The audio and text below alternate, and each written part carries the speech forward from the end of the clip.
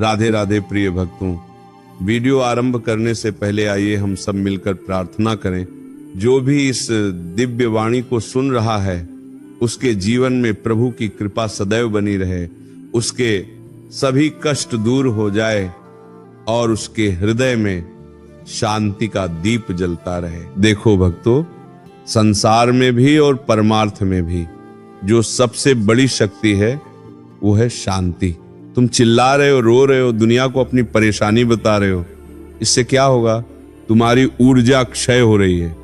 सफलता शोर मचाने से नहीं आती, सफलता शांत रहकर लक्ष्य पर निशाना साधने से आती है। आज इसी को समझो, शांत रहो, सफलता इसी में है।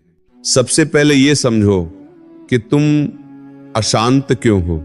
अशांति बाहर नहीं है, अशांति तुम्हारे भीतर है।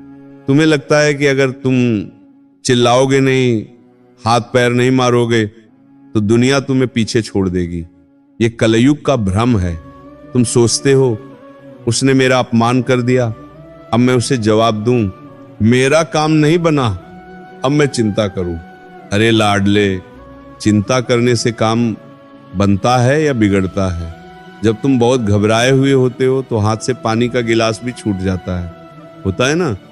जब छोटी सी घबराहट में पानी का गिलास नहीं संभल सकता तो ये जीवन कैसे संभलेगा? मन बावरा हो गया है, इसे हर क्षण कुछ नया चाहिए, इसे परिणाम अभी चाहिए। और जब परिणाम मन मुताबिक नहीं आता तो तुम बिखर जाते हो। शांत रहने का मतलब ये नहीं है कि तुम हाथ पर हाथ रखकर बैठ जाओ, नहीं। शांत रहने का मतलब है भीतर से स्थिर होना। बाहर आंधी चल रही हो, परिस्थितियां विपरीत हों, लोग निंदा कर रहे हो, काम बिगड़ रहे हो, लेकिन तुम्हारे भीतर का दिया बुझना नहीं चाहिए। भीतर एक भरोसा होना चाहिए कि मेरे ठाकुर जी, मेरे नाथ मेरे साथ हैं, जो होगा मंगल ही होगा। जिस दिन तुम ये मान लोगे कि करने वाला मैं नहीं, कराने वाला वो है, उस दिन तुम शांत हो जाओगे। और जिस दिन तुम शांत हो जाओगे उस दिन तुम्हारी बुद्धि, तुम्हारा विवेक जाग जाएगा। देखो, विज्ञान भी मानता है और हमारे शास्त्र तो आदिकाल से कह रहे हैं, ऊर्जा को जितना बचाओगे वो उतनी ही शक्तिशाली होकर काम करेगी। आए भाप के इंजन को देखो, अगर भाप को हर जगह से लीक कर दिया जाए तो क्या इंजन चलेगा? नहीं। जब उस भाप को एक जगह शांत करके दबाव बनाया जाता है तो रेलगाड़ी को खींच ले जाती है। तुम क्या कर रहे हो? थोड़ा सा किसी ने कुछ कहा, तुम भड़क गए, ऊर्जा लीक हो गई। थोड़ा सा घाटा हुआ, तुम डिप्रेशन में चले गए, ऊर्जा लीक हो गई। भविष्य की चिंता की ऊर्जा लीक हो गई। जब तुम्हारी सारी शक्ति इन व्यर्थ की बातों में बह जाएगी तो सफलता पाने के लिए शक्ति बचेगी कहां? सफल वही होता है जो प्रतिक्रिया नहीं करता। कोई गाली दे रहा है, शांत रहो, मुस्कुरा दो। काम नहीं बन रहा, शांत रहो, फिर से प्रयास करो। भीड़ भाग रही है, तुम शांत होकर अपनी दिशा देखो। जब तुम शांत होते हो तो तुम परमात्मा की फ्रीक्वेंसी से जुड़ते हो। जब पानी हिलता रहता है तो उसमें अपना चेहरा नहीं देख सकते। जब पानी शांत होता है तो प्रतिबिंब साफ दिखता है। वैसे ही जब मन शांत होगा तभी तुम्हें दिखाई देगा कि तुम्हें जीवन में करना क्या है।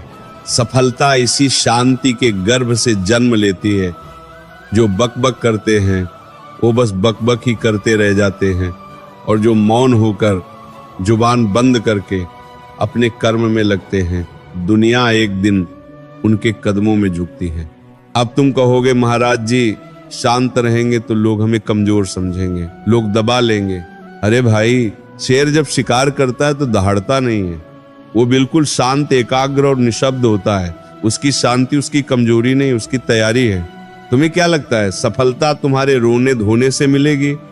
सफलता मिलती है प्रारब्ध और पुरुषार्थ के मिलन से। प्रारब्ध पहले से तय है, जो तुम्हें मिलना है वो तुम्हें मिलकर रहेगा, चाहे तुम पाताल में छुप जाओ। और जो नहीं मिलना है उसके लिए तुम आकाश पाताल एक कर दो, वो नहीं मिलेगा। तो फिर चिंता किस बात की? जब तुम ये जान लेते हो कि जो मेरे हिस्से का है वो मुझसे कोई छीन नहीं सकता, तो तुम शांत हो जाते हो। और पुरुषार्थ वो है जो शांत मन से किया जाए।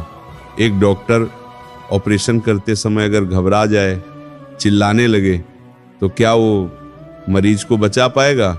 नहीं, उसे शांत रहना पड़ता है। विद्यार्थी परीक्षा में अगर घबरा जाए तो याद किया हुआ भी भूल जाता है। व्यापारी अगर घाटे से घबरा जाए तो वो सही निर्णय नहीं ले सकता।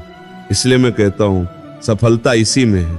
तुम्हारी एकाग्रता ही तुम्हारी सफलता की चाबी है, और एकाग्रता केवल शांत मन में टिकती है। श्री जी के चरणों का आश्रय लो। जब भी मन घबराए, जब भी लगे कि अब सब खत्म हो रहा है, बस एक ही काम करो, बैठ जाओ, लंबी सांस लो और कहो, हे राधा वल्लभ, मैं तुम्हारा हूं, ये परिस्थिति तुम्हारी है, तुम जानो। जैसे ही तुम बोझ ठाकुर जी पर डालते हो, तुम हल्के हो जाते हो, और हल्का व्यक्ति ही पहाड़ चढ़ सकता है। भारी बोझ लेकर चढ़ने वाला तो बीच में ही गिर जाएगा। तो अब करना क्या है? आज से एक नियम बना लो। परिस्थितियां चाहे जैसी हों, तुम्हें अपनी वाणी और मन को गंदा नहीं करना है। तुम्हें जवाब नहीं देना है, समय जवाब देगा। तुम्हें अपनी सफाई नहीं देनी है, तुम्हारा कर्म गवाही देगा। तुम्हें बस एक काम करना है, नाम जप। जब भी क्रोध आए, जब भी डर लगे, जब भी असफलता सामने खड़ी हो, राधा राधा रटना शुरू कर दो। ये नाम कोई साधारण शब्द नहीं है, ये वो शक्ति है जो आग में भी ठंडक दे सकती है। जिसके पास नाम का बल है वो कभी डिप्रेशन में नहीं जा सकता। उसे पता है कि मेरे पीछे लाडली जो राधा रानी खड़ी हैं। बोलो जय श्री राधे कृष्ण।